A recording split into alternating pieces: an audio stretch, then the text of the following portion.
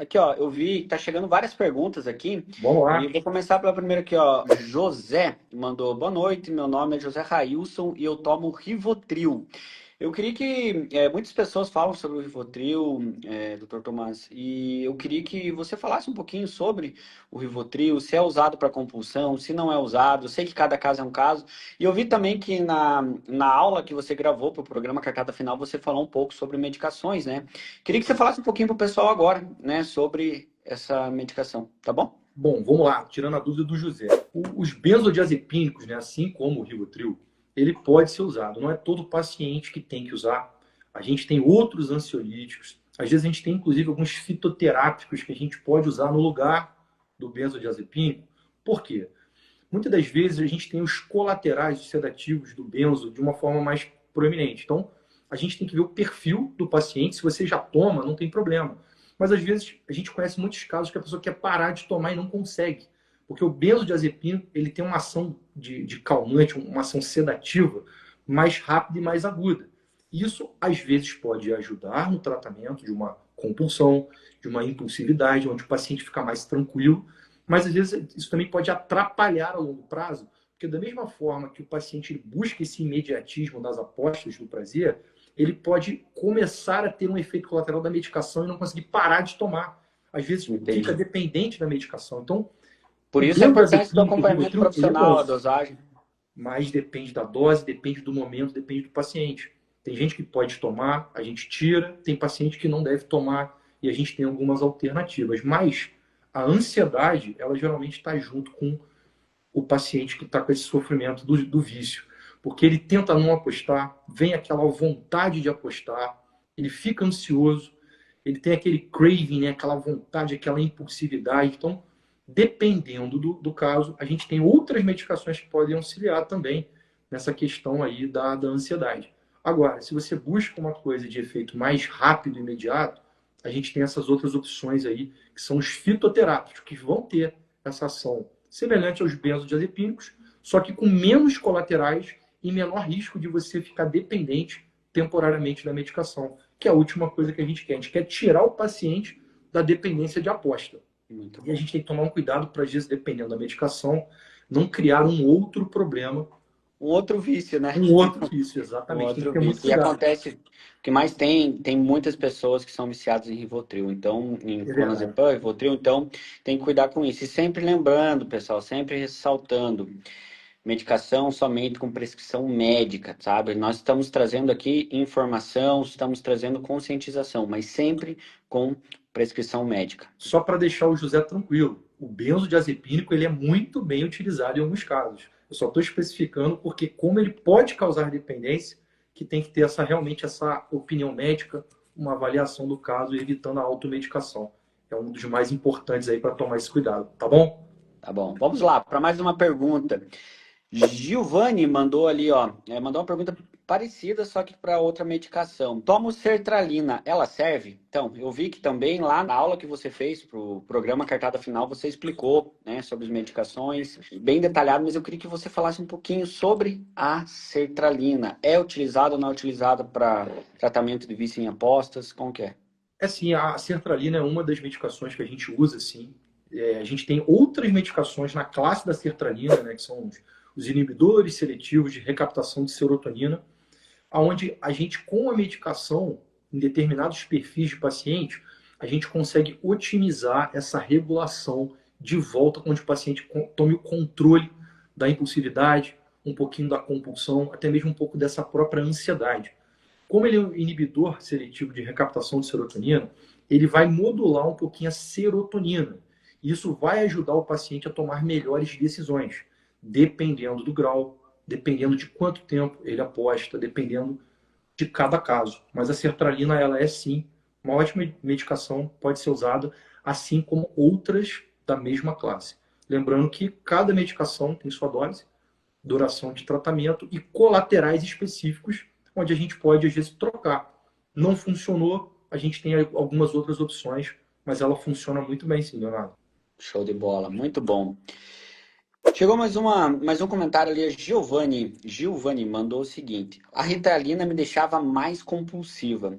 Explica para nós uma coisa. Eu sei que você já falou sobre vários medicamentos e você sempre deixa claro sobre algumas classes de medicamentos. No programa Cartada Final você sempre explica isso. Mas explica para nós um pouquinho sobre a Ritalina na compulsividade. Ela afeta a compulsividade? Não afeta? Em alguns casos, ela pode piorar essa questão da impulsividade, mas depende da dose. Geralmente, quando a gente toma Ritalina, também não são todos os casos que é prescrito, tá? Na verdade, a Ritalina ela vai ajudar na questão da dopamina.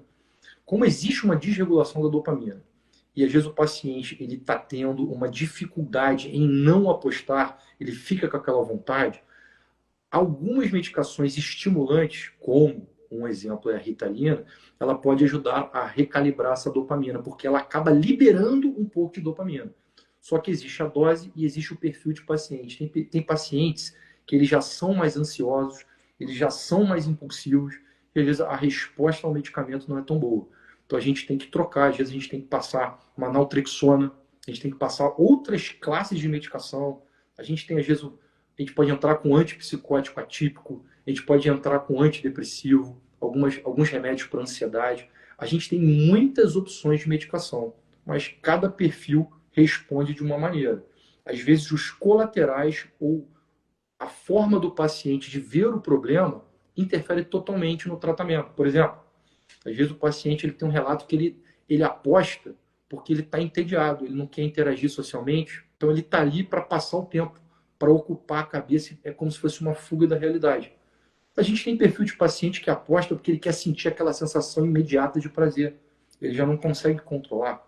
A gente tem paciente que, se não apostar, fica ansioso. Então, depende muito do perfil, do hábito, do vício, que tem muitas das vezes relação com compulsão alimentar, às vezes o uso de bebidas alcoólicas, cigarro, drogas em geral. Então, cada perfil, cada associação da medicação ali vai ter uma ação diferente. Mas se não responde bem, a gente tem as alternativas, a gente pode ajustar a dose e por aí vai. Chegou um comentário aqui da Tati Freitas sobre medicação. Aproveitando que está aqui, está citando o nome de algumas medicações. Ela falou assim, ó, tomo bupropiona, mas acho que não faz tanto efeito não. Então, que como você falou do Rivotril, como você falou de outras medicações, eu queria que você falasse um pouco sobre o bup aí pro pessoal, bupropiona. A bupropiona é uma medicação usada, mas não são também, da mesma forma que as outras, para todos os perfis de paciente. Às vezes você tem que ajustar a dose, tomando cuidado com os efeitos colaterais que ela pode ter. Só que a bupropiona, ela ajuda bastante na regulação da dopamina. Ela deixa, às vezes, o paciente um pouco mais motivado a conseguir lutar contra a impulsividade. Mas dependendo da forma que ele começa a tomar, ou se ele for um paciente muito ansioso, isso não pode ter o efeito desejado.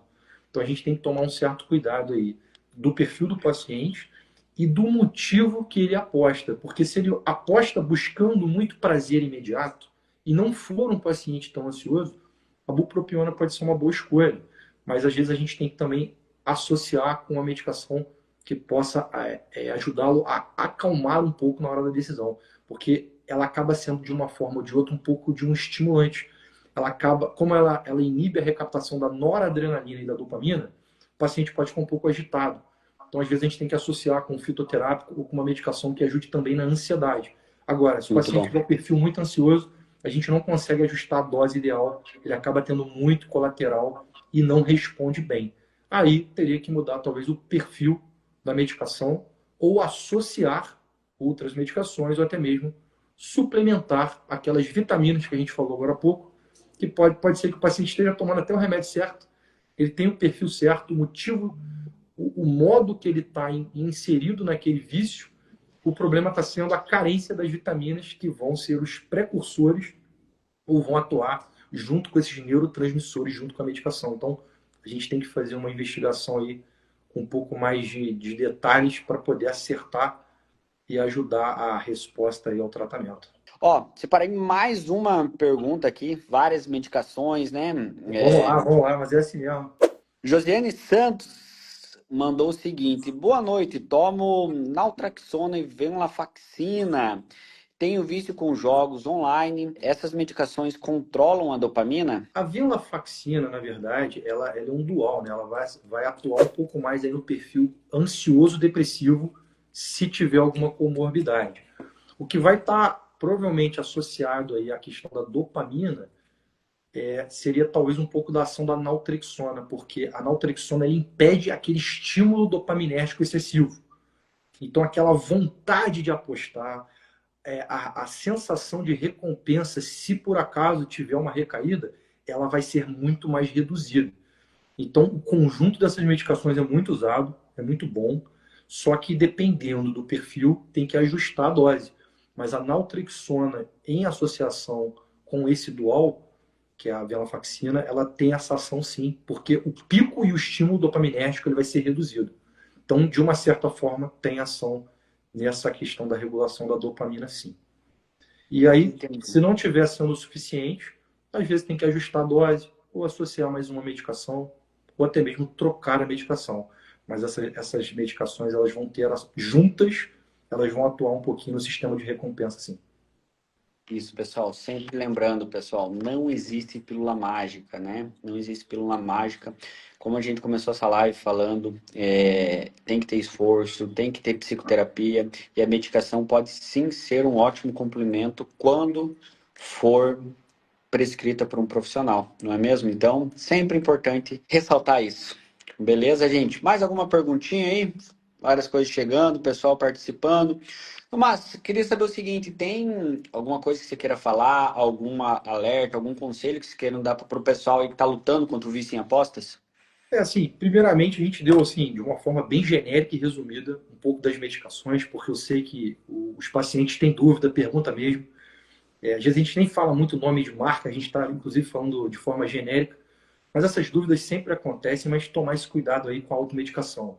Não vale a pena, vale sempre a pena a gente frisar isso daí, de procurar um profissional, tá joia?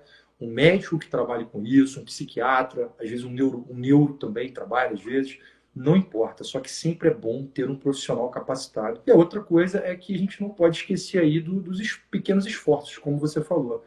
Não tem pílula mágica. A medicação ela é um dos pilares, a gente não pode esquecer que a maior parte do tratamento é o esforço do paciente junto com essa questão multidisciplinar. Então é falar só sobre a automedicação, que não deve acontecer, e não esquecer que não existe vitória nessa vida sem esforço.